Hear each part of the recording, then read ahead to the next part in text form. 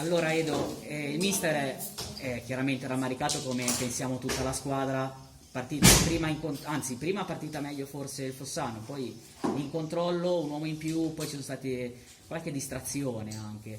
Che partita è stata secondo te? Sicuramente il Fossano già forse ha creduto di più di noi, non ha rubato niente, ha fatto la partita che dovevamo fare.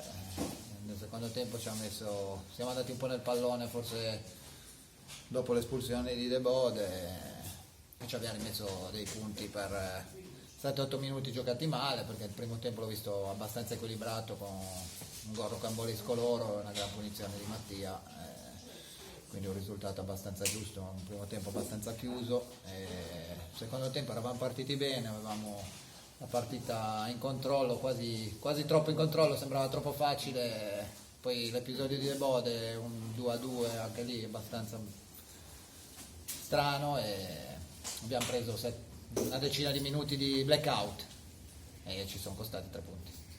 Ecco, a un certo punto c'è stata un po' la sensazione che in campo ci fosse un po' del rilassamento, quasi un accontentarsi, insomma, 2-1, siamo in controllo sia nel risultato che negli uomini. Ci auguriamo che non sia anche un po' un rilassamento per il proseguo della stagione.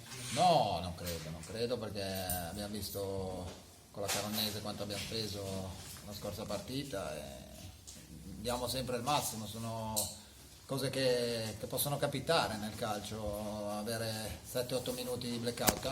Tante partite le abbiamo avuto e non ci sono costati punti, perché magari c'è stata una bravura individuale, una parata, una chiusura, però può succedere di andare in difficoltà per parecchi minuti e portare la partita a casa.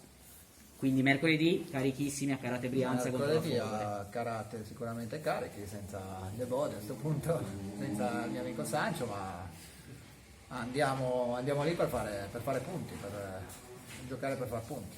Va bene, forza Imperia. Sempre.